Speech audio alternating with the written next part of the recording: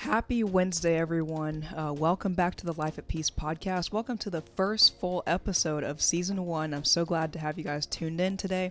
I've got a great topic for y'all. It's all about self-doubt today.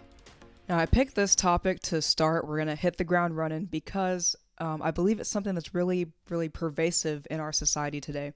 Really from any age group, maybe like the teens, the 20-somethings, the millennials, everyone else. Self-doubt is something that really never goes away, no matter how old you get or how experienced you get or how far along in your career. So I think it's a perfect topic to start out this podcast with. And I just wanted to, as I was preparing this episode for you guys, I wanted to look up the definition of doubt just for myself so that I can have a more concrete idea of what that means and what that, how I can apply that to my life. So while I was looking up the definition of doubt, what I found was to doubt means to call into question the truth of, to lack confidence in, or to be uncertain about something. So it's a pretty extensive definition, but all three of those terms were included in it. So it's to call into question the truth of, to lack confidence in, or to be uncertain of something. So if we want to apply that to self-doubt when we're doubting ourselves, really we can just take that definition that I just gave y'all and apply it to us. So if we're doubting ourselves, that means we lack the confidence in our ability to do what we have been put on this earth to do. It's like we're not totally sure or certain of our abilities or our capabilities, what we have in us. Now, this society has made it very easy to succumb to self-doubt. So we're surrounded by social media influencers and pressure, and there's different trends that are going on. There's regular media with just the TV. And we have all these voices coming at us all the time. People have easier access to technology now. So anyone like me can get on a microphone or on a podcast and just share their ideas with everyone. And they're out there for the world to see or hear and to think about. So we have all these voices coming at us and all these distractions. And in the midst of all this, we can really just bury our gifts or talents because we've been told all our lives that they're meaningless, that we're not going to get anywhere with them. Or my personal favorite is that there's too many people in the world doing what we are trying to do. So I'm here to tell you today that those are all lies. Do not believe all those lies. There is enough room in this world for every single person to have a revolutionary idea, and there would still be plenty that we wouldn't know or that we hadn't discovered yet. So everyone has a place in this world. And I believe, yes, there are plenty of writers, there's plenty of teachers, doctors, there's plenty of lawyers and athletes and musicians, and you can just go on and on and on. Every industry, there's plenty of people who do those things. But the thing that distinguishes one person from another is their personality. Everyone's personality allows them to bring a unique flair or a unique flavor into whatever it is that they're doing. So no matter what industry you go into, if you just be yourself, then there is definitely a place for you and there's something different that you can bring to the table.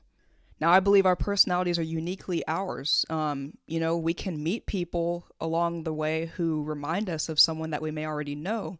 But at the end of the day, you can't emulate another person's personality. Like the way we think, the way we process information, our view of the world, that is uniquely 100% ours.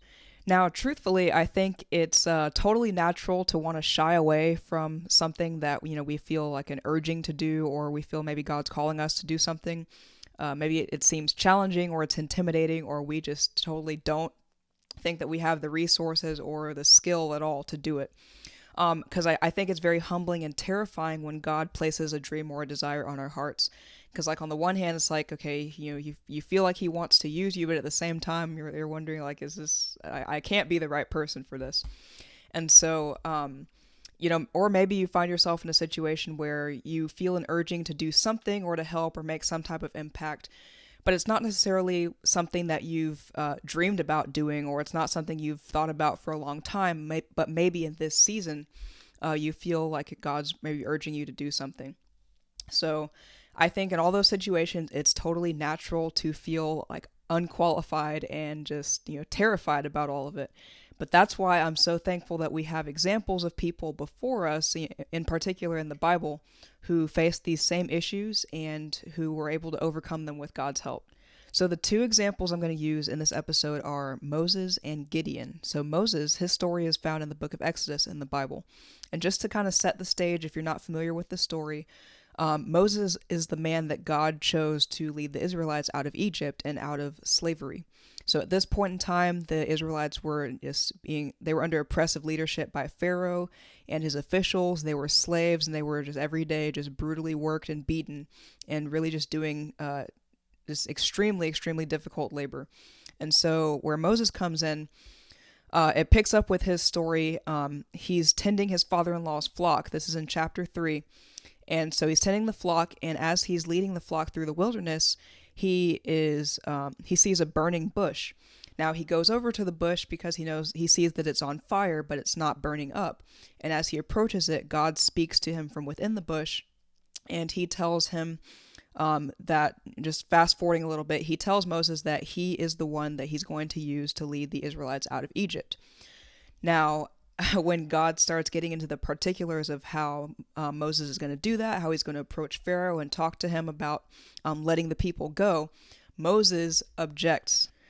Moses tells God that he is slow of speech, that he's never been eloquent, and in so many words that he is just not the right person for the job. In the next few verses, God replies saying that he's the one who gave human beings their mouths. He makes them blind and gives them sight, and he is going to be the one to help Moses to speak, and he reassured Moses that he'll be there with him and help him with what to say. Yet still, after all of this, Moses comes back and says that he tells God, "Please, Lord, send someone else." And in the very next verse, God gets angry with Moses.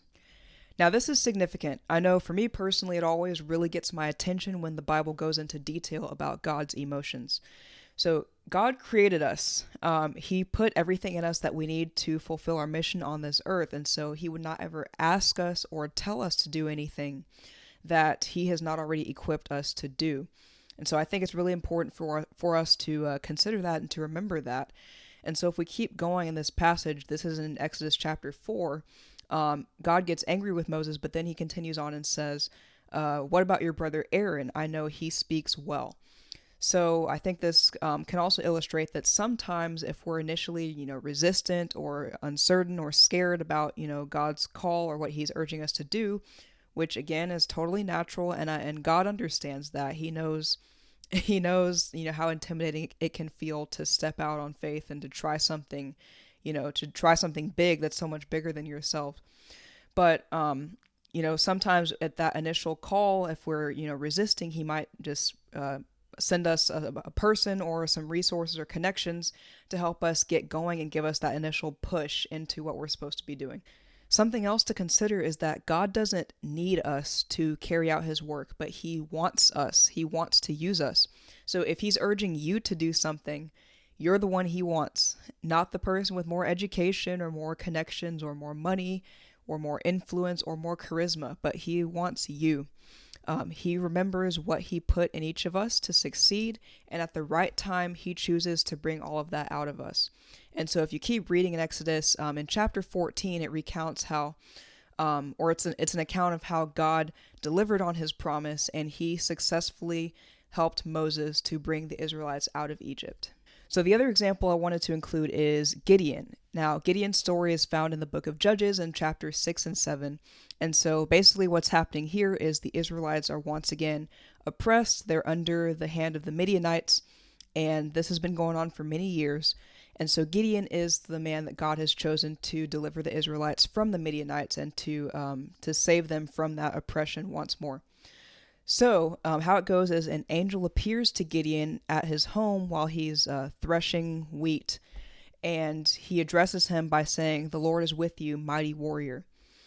And a few verses later, it talks about how God says, he tells Gideon to go and save Israel in the strength that he has and that he'll be with him. But Gideon objects, saying that he is the weakest or he's the least in his family. And so really he's questioning how God can even use him to complete such a task. So I found it interesting here that Gideon is addressed as mighty warrior, even though he really just feels totally the opposite.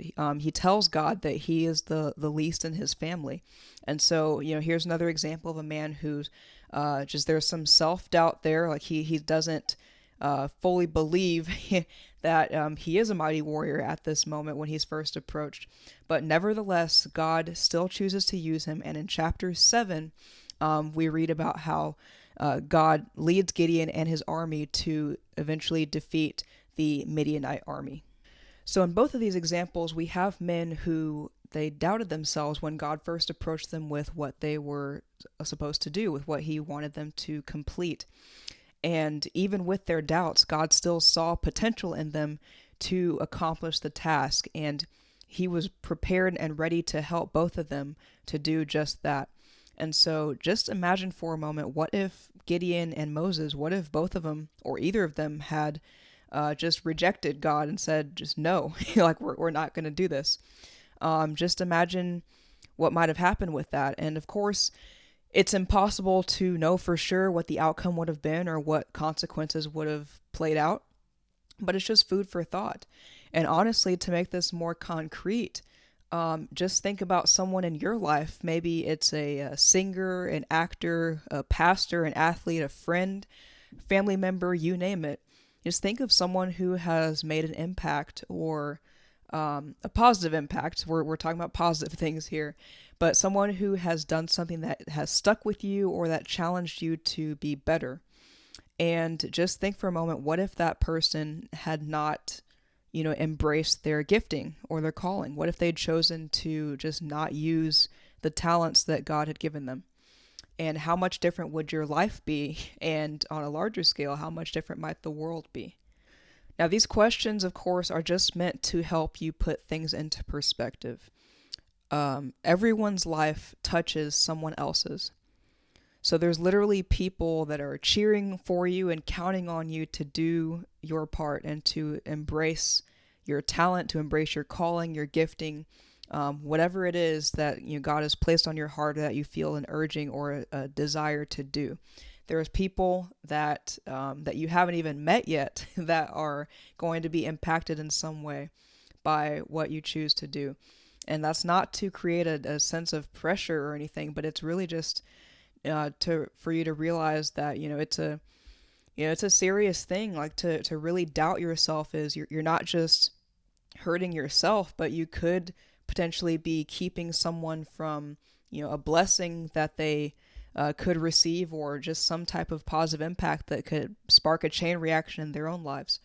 And so the goal isn't necessarily to achieve national or worldwide fame or recognition, because that's not what everyone is supposed to do. That's not the calling on everyone's life. But all we have to do is just, embrace what we do have and, our gifts that we, know of right now, and to just use those to the fullest, to do the best we can with those gifts. And in that way, we can impact our community, our circle, our little part of the world, and we can make a difference right where we are. We don't have to be well known or famous before we can start making a difference in people's lives. Just look at the people that you have around you now and be inspired to do your best for them.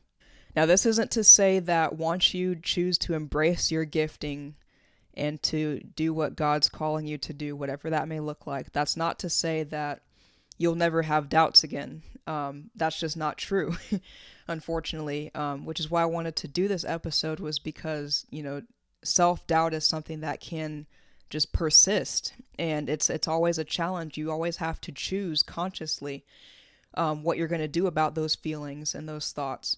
And so, whatever you choose to do, you'll always have the task, you'll always have the responsibility to overcome those thoughts and to push them aside and to focus on what you're supposed to do without getting distracted by what people will think, or how many other people are doing this thing that you're trying to do, or whether it's going to be successful or not. Just try it. Put yourself out there and see what happens. So I really just want to conclude with these thoughts that it's totally okay and it's natural to doubt ourselves. I'm not trying to communicate that you can never do that again or that you need to stop that right now. But there does come a point where we have to decide to trust that God's going to meet us where we are and that he's going to work with us to get to accomplish what he's called us to do. He put greatness in each of us, and you and me, and he will bring that out of us if we just trust him. And he'll do it for our good and for his glory. And I think that if we can remember this and just dwell on this truth when we are tempted to doubt ourselves, then it can help us to really stay in peace no matter what season we're in or what we feel it is that we should be doing.